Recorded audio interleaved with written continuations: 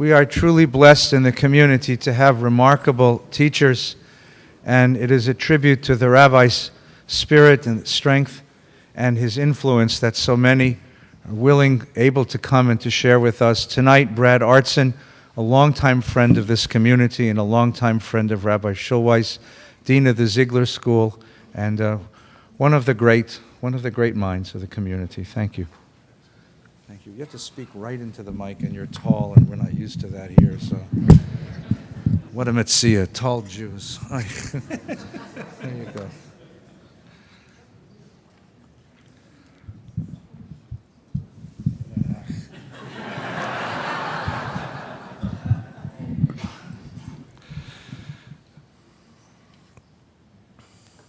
Malka.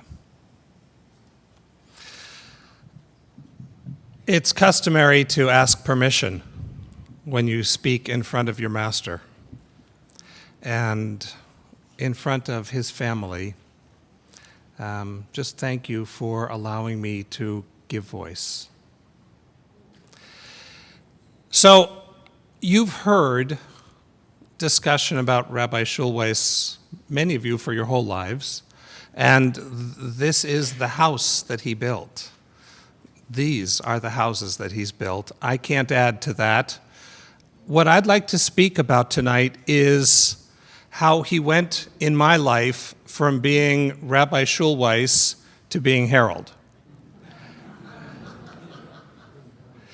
which wasn't easy for either of us. So the first time I met Rabbi Schulweis, my mother-in-law was a Hebrew teacher here, Chaya Shavit, and they were members of another Valley synagogue, which they loved very much, but every now and then they would sneak out for a treat because they said, you've never heard preaching until you've heard a Schulweis sermon. So they brought me to hear a Schulweis sermon. And here's what I discovered. I discovered that a Schulweis sermon is actually 3 sermons. You could actually hear him rev up, make a point, and then start to take it in for a landing. And then, as you were about to reach for the Siddur and thinking, good, now we're going to have Kiddush, no, he would rev it up again. And at some point in this series of revving up and almost landing and taking off again, he would always, at some point in the sermon, bring up a German word that I swear to God he made up. And he would say the word that no one in the audience knew, and he knew that none of you knew what the word meant, and he knew that you knew that he knew that no one knew what the word meant, and that's what made it so delicious. He would get this grin on his face, never translate it, and then move on. And those were the 3 best sermons I think I'd ever heard. He was electric, because what you knew in his presence was he was authentic. Who you saw was who he was. He couldn't help himself. Sometimes it would have been better if he had have been someone else, but he couldn't. He was authentically grounded in who he was. And who he was far more than just a great mind, although there has never been greater. He was an integrated heart. He knew that thinking is not abstract cognition, it was the engagement and the integration of the mind and the heart. And that was clear the first time I heard him speak. This man is the real thing. Which also means, and I want to say something that has not been said publicly about him, but it's worth in our age saying. It meant that at the end of that sermon, I knew this was someone I could learn from because he would insist on authenticity in his presence. It also meant this was someone I could trust. There has never been any questions about this man's integrity. In a long and glorious rabbinic career, let that be noted. Let that be noted. Okay, so that's my Rabbi Schulweis number 1. He also ended the service with Israeli dancing. And you can imagine my panic. I had just applied to rabbinical school at the time, and I found myself dancing next to and being gripped in the hand of Harold Schulweis. Any of you who have had the pleasure of, remember when there was Israeli dancing after services? I don't know if you still do that, but that was a big thing, right?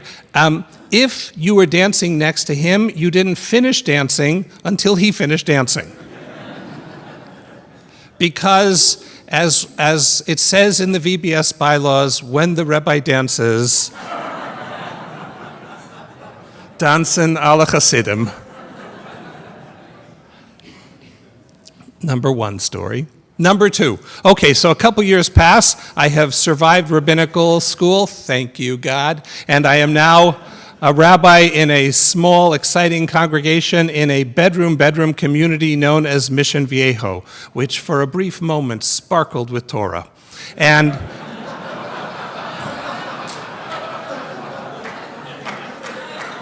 I am also an integrated person who will tell you the truth.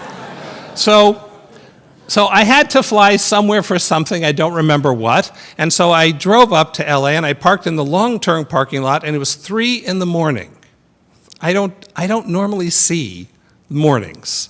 So 3 in the morning, and I get on the van to take me there, and who's sitting in the front of the bus? Rabbi Schulweis, who is holding a book that is a weapon of mass destruction. I don't know what book it reeked of boring. It just like from far away, it was intimidating and boring. It may have been a book of abstract German terms, for all I know. So I waited for him to look up so we could, make eye contact. And I kept waiting and waiting and waiting, and it finally got to whatever airline he was going to, and he just got up and left the bus. And I realized this is a man who wakes up for deep thought. And that was true. I remember I had a practice of calling him on a regular basis, and you felt like you were interrupting a graduate seminar. It would take him 20 minutes to remember to say, "How are you, Brad?" Right? Because we would launch into whatever idea he was aflame with at the moment.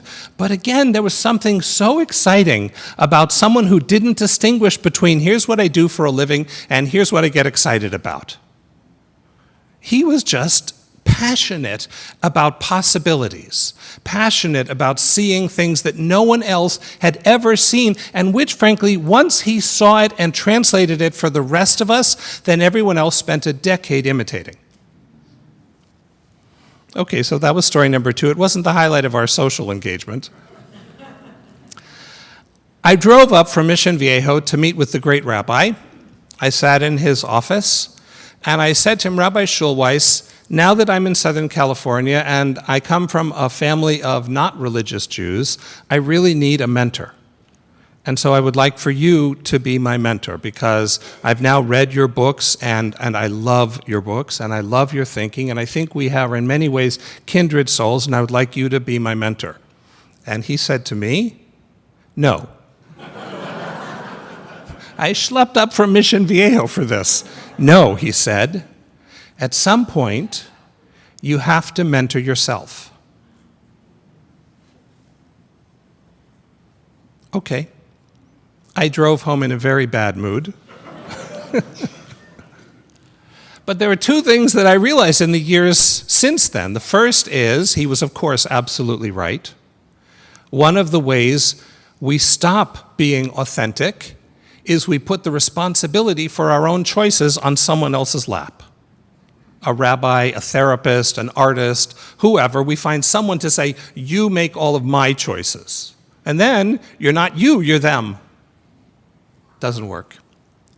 But the irony is, in giving me that answer and then always being available for my phone calls, always being available for my lunches, you know what he became? Ha, so there, Harold.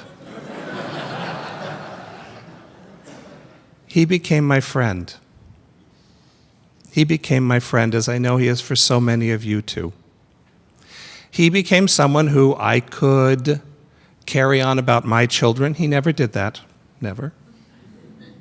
He would talk about his love for his family and how it kept him going. He did talk about you. And I'm sure others have commented on this. I just feel like I need to say it too. I am part of a power rabbi couple, and I know that in those couples, it's never the rabbi who's actually the power. And in your case, Malka, that's saying a lot, because he was, after all, Harold Schulweis. But he spoke of you with me with love and reverence and sincere admiration down to his core. And I know that everyone in this room feels the same about you. So thank you for you in all of this. Okay, so the last piece that I want to share about Harold Schulweis is something I've never heard anyone say about him. You've probably said it, because you are his Talmid Muvchak. And he also would speak about you, Eddie, with tremendous affection and respect and thrill at what you were doing, moving this place in places that he could only dream about, that you bring to reality. Everyone talks about how he's a disciple of Kaplan, and he was. But he was actually a chassid. And here's how I know that he's a chassid. The teaching of Rabbi Schulweis that I quote more than any other teaching is a teaching that he links to you, Elisa. He talks about sitting on your bed and you wanting to know, where is God? And if you haven't heard this story, shame on you. How do we know there's a God? I can't see God and I can't touch God. And he said, I'm going to get the details wrong, so I apologize. And he said, can you touch my elbow? And she did. Can you touch my shoulder? And she did. He said, can you touch my love? She said, I can't touch your love. Well, then how do you know that it's real? And she said, I know it because I can feel it. It turns out you're a chassid too. The Hasidic masters teach there are some things in the world that we can only see with our eyes open. Buildings, budgets, membership lists. Those are things we see with our eyes open. But the really important things in the world, those things we see with our eyes closed. We see loved ones who are no longer with us physically, and we feel them. And we see what a better tomorrow might look like. Well, it turns out that's a Hasidic teaching that I learned through my Hasidic master, Harold Schulweis. His passion, his energy, his infectious laugh, his inability to be serious when other people were being pompous, his ability to dissect an idea and to take a complicated idea and whittle it down so that we could grasp it, his ability to remind us when other people were retiring to Parcheesi or Miami or the kind of retirement I hope to have, and he wakes up and says, I think I'm going to save Africa. Which then, of course, becomes a huge imposition on all of us.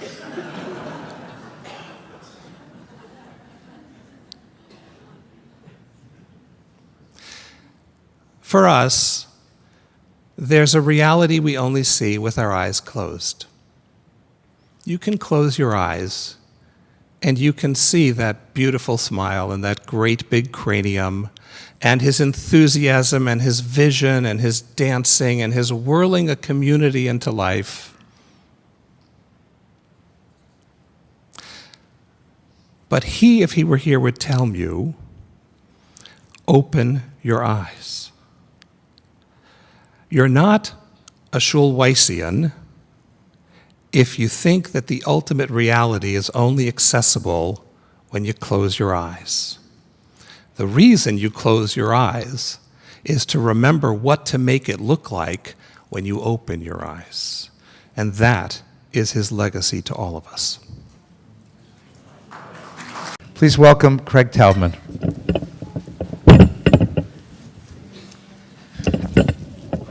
Thanks, Rabbi. Brad, I only have 6 stories. I actually have 3 stories. I have 3 stories. The first one is when I met Rabbi Schulweis. The first one is when I met Rabbi Schulweis here. I was a 15, 16-year-old kid. I was a kid at Sinai Temple when Gila's father was the rabbi, Hillel Silverman. And I remember vividly Rabbi Silverman coming up to me and saying, "You're really good." And that meant the world to me as a 15-year-old kid, because he was the great Rabbi Silverman. And then I came to Valley Beth Shalom, and your husband said, "You're really good." And I remember it as a 50-something-year-old man. I remember the second thing at Eddie, your mom's funeral. I was sitting outside, and there were tons of people, and your husband was talking.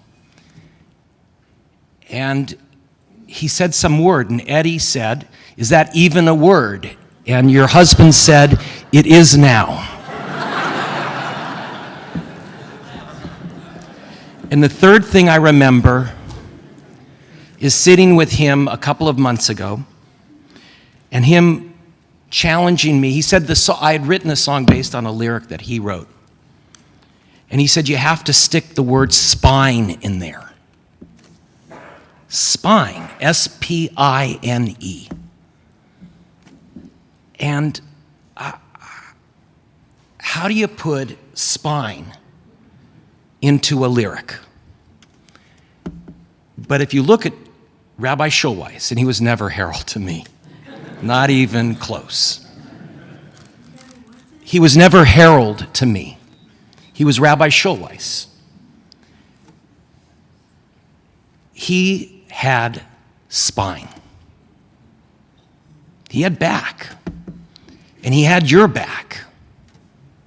And I'm not saying, I know he had to have, I don't know your relationship, but he must have had your back. But he had back and he had spine. As the last lights of Hanukkah are lit, we're reminded that the light of hope lives on.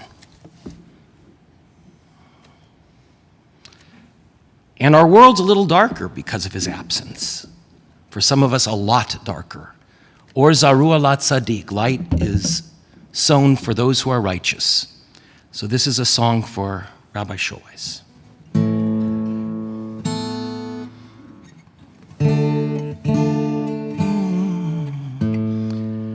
Or Zaru alat Tzaddik, uyishre lev simcha. Or Zaru alat Tzaddik, Uyish relev simcha. Or zarua la tzadik, Uyish relev simcha. Or zarua la tzadik, Uyish relev simcha.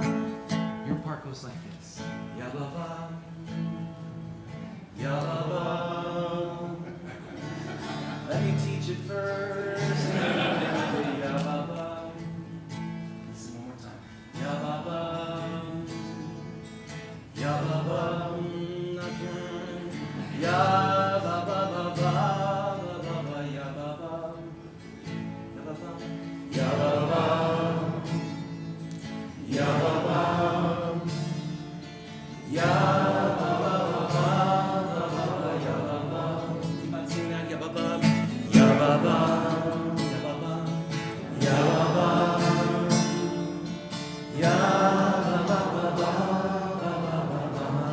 sing that to yourself. You're like,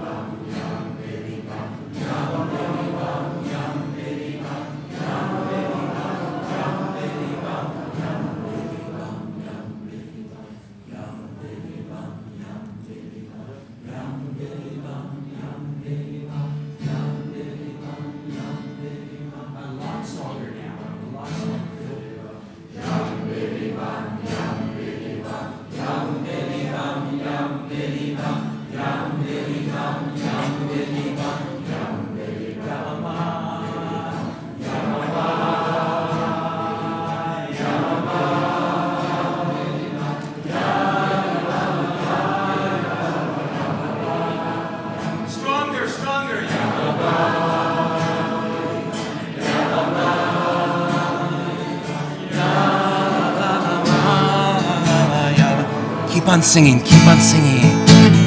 Or zaru wala tzadik uyishvele simcha. Or zaru wala tzadik uyishvele simcha. Everybody would please stand up and face each other. You face this way. All of our voice, let's fill it up. Just this group. Chazak, chazak. Ya mama.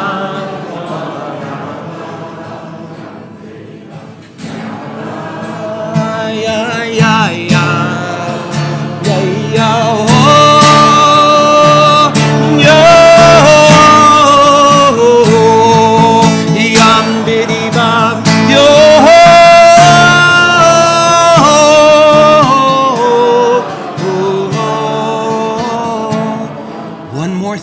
One more thought. The rabbi said, think not what is a Jew, but what ought a Jew to be. Not what is a synagogue, but what ought a synagogue be. Not what is a mourner, but what a mourner ought to be. Not what is human, but what ought a human be. What is a singer without singers to join? Last time, chazak, strong. Yamama, yum, I knew. Yamama,